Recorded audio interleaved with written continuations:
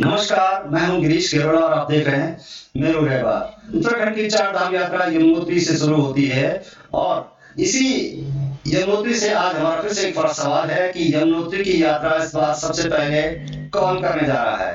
दिलचस्प ये है कि उत्तराखंड के जो उत्तरकाशी के जो प्रभारी बनाए गए हैं, विक्रम सिंह नेगी जी आज चिन्याली सौड़ में गए थे और वहां पर उन्होंने कार्यकर्ताओं की नब्ज टटोली है। क्या वहां पर रहा है और क्या उनके बीच से निकल कर आया है? आज हमारे साथ जुड़ रहे हैं यूथ कांग्रेस के यमुनोत्री प्रभारी, यूथ कांग्रेस अध्यक्ष यमुनोत्री से अरुण नौटियाल जी। अरुण जी, स्वागत है आपका मेरू रहबर में। धन्यवाद भाई जी। अरुण नौटियाल जी से आज हम चर्चा करेंगे इस बात को लेकर कि आखिर जो यमुनोत्री विधानसभा का महत्वपूर्ण हिस्सा है, चिन्याली सौड़ वाला जो इलाका है,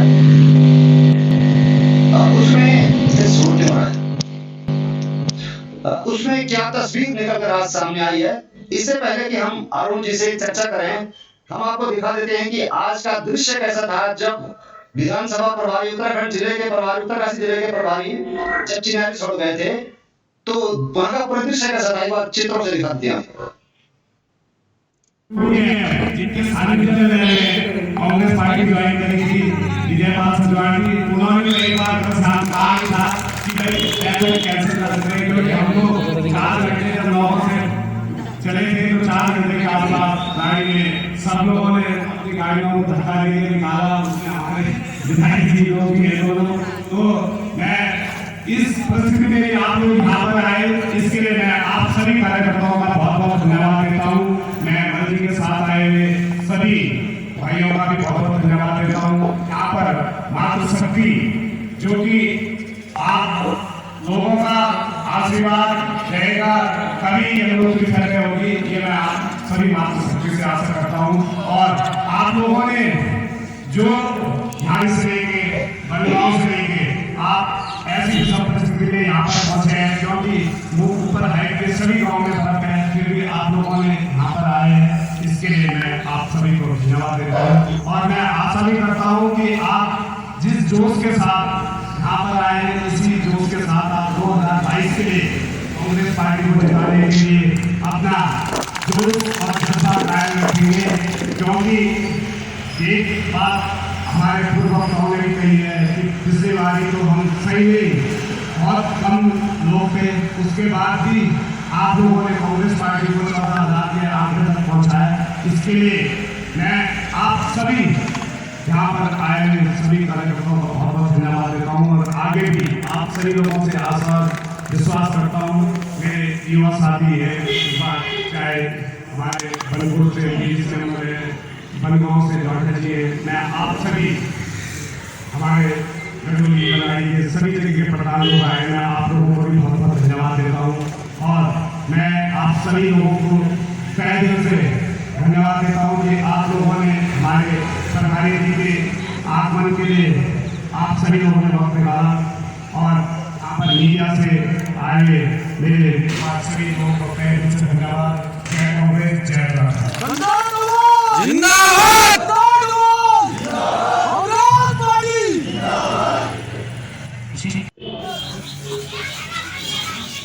कांग्रेस पार्टी जिंदाबाद।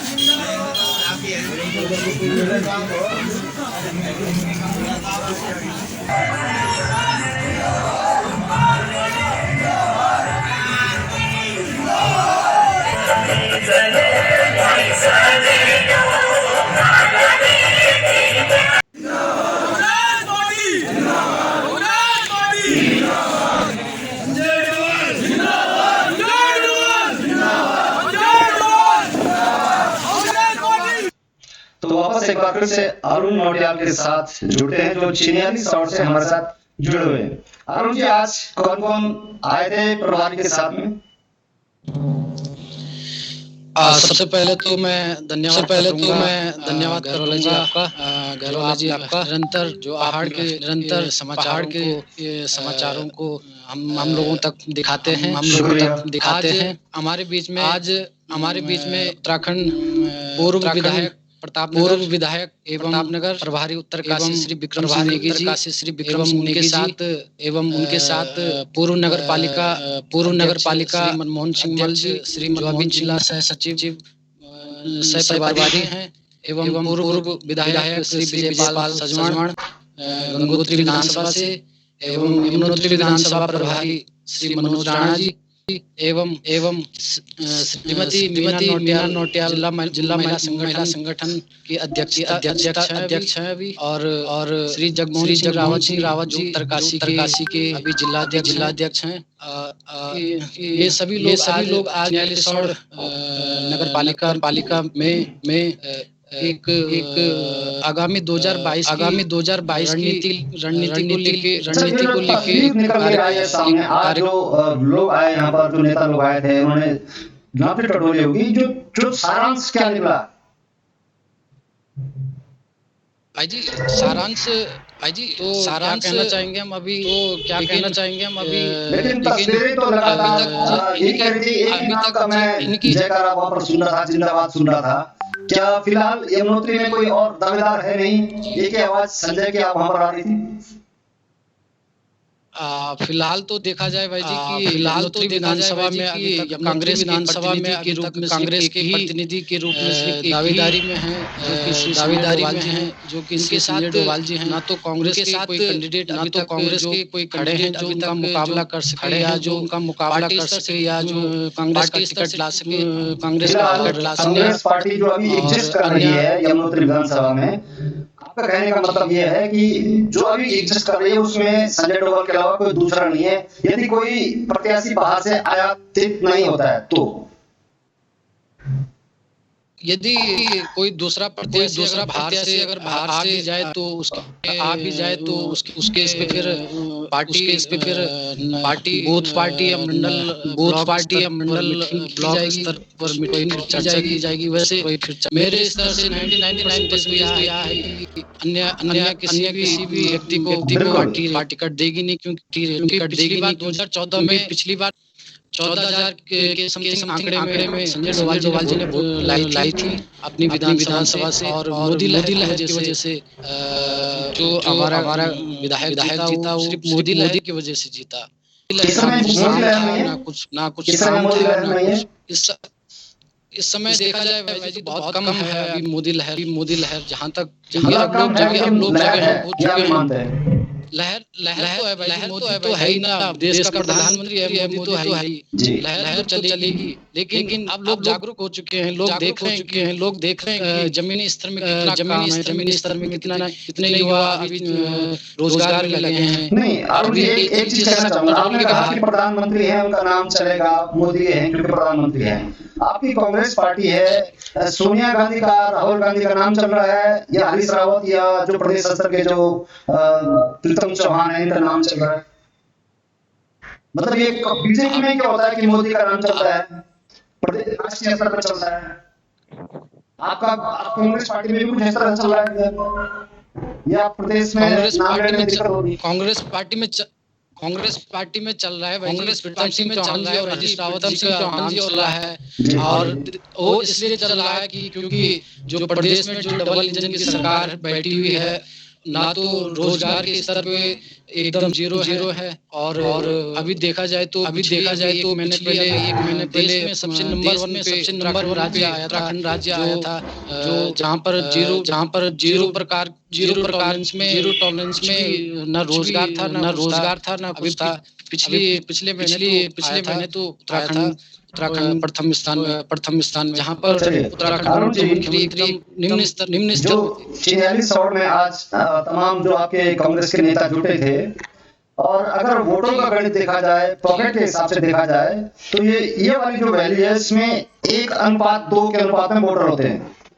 लेकिन अभी तक ज्यादातर ऐसा कुछ होता है कि जो यमुना वैली है उसमें वोटों का अनुपात कम होने के बावजूद भी ये गंगा वैली के लोग एकजुट नहीं हो पाते या इस तरह से नहीं कर पाते। इस कमी को दूर करने के लिए इस बार क्या कुछ किया युवाओं ने? सबसे पहले तो आप बात कर रहे हैं ये सही है, एकदम जो हमारी ये गंगा वैली है, यहाँ पर एकजुट वोट नहीं पड़ती है कभी भी।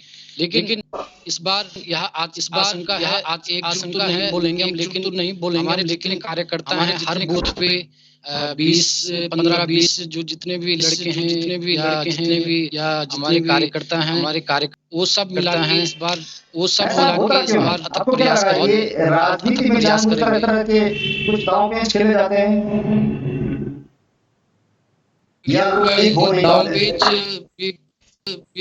ये एक दांव पेच बोल सकते हैं और एक नहीं हो पाते क्योंकि अब नेता चुनाव के समय नेता कई प्रकार की दावे देते हैं कि हम ऐसा करेंगे, तुम्हारे हम ऐसा करेंगे, और इंडिविजुअल नेता बोलते हैं कि यार इस बार मेरा साथ देना, मैं तेरे लिए ऐसा करूंगा। इस वजह से बिखर जाते हैं। युवाओं पर पूरे राजनीतिक परिदृश्य में युवाओं पर सबकी नजर होती है, क्योंकि ये मान के चलते हैं लोग कि जो एक उम्र को पार कर चुके हैं या अपने रोजगार के चक्कर में आ गए हैं या बीवी बच्चे वाले हैं या रिटायरमेंट के लोग हैं, वो एक मन बना चुके होते हैं।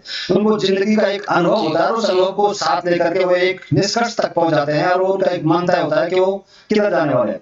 अब एक बहुत बड़ी संख्या में जो नए वोटर्स होते हैं, जो युवा होते हैं, उनको लुभाना बहुत आसान होता है।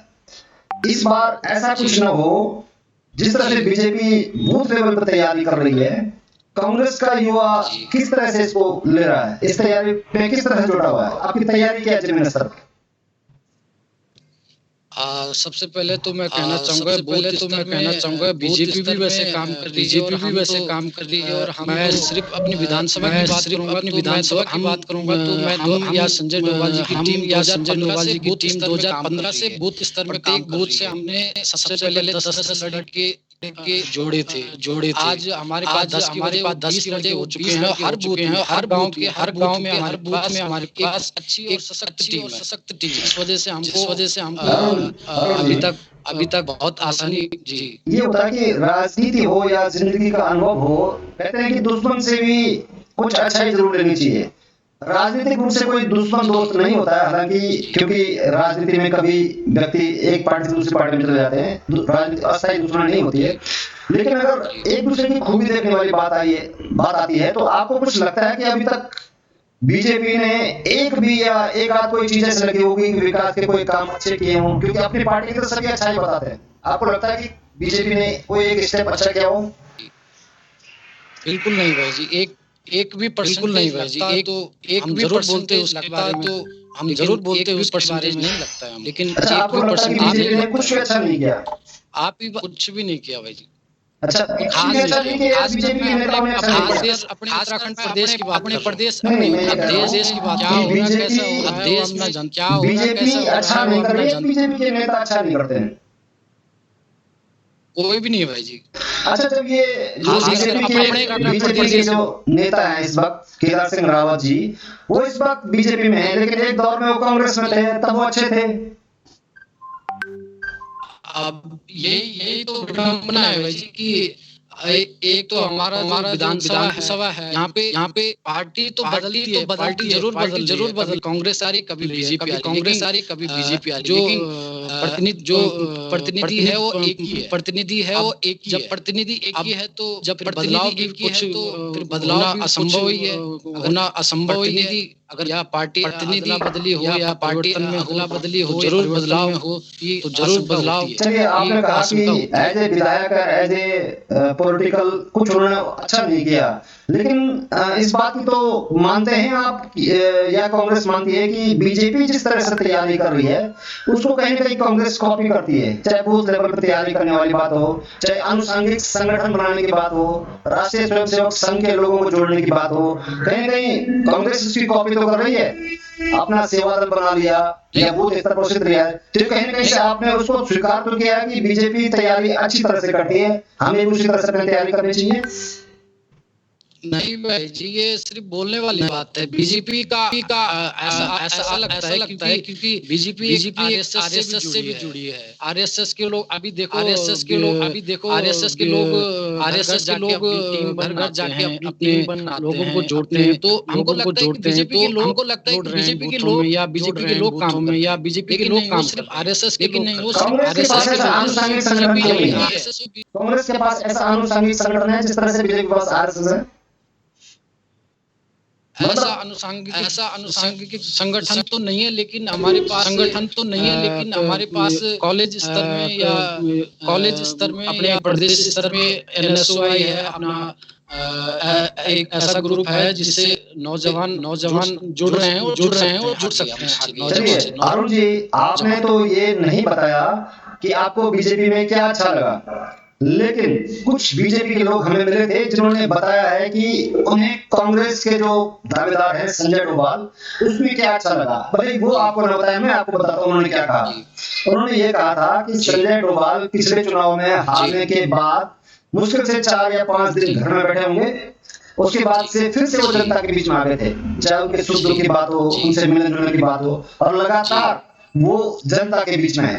तो ये कहीं ना कहीं विपक्षी दल ने स्वीकार किया इस बात को, माना उन्होंने कि ये उनकी अच्छाई है। हालांकि वो बहुत कुछ नहीं कर पाए क्योंकि सत्ता में नहीं रहे, सत्ता से नहीं जुड़ पाए, लेकिन वो लगातार जनता के बीच में है। ऐसा कोई पॉइंट आपको लगा कि बीजेपी ने कोई में या उसके कार्यकर्ताओं में या उसमें कोई ऐसी अच्छी बात है?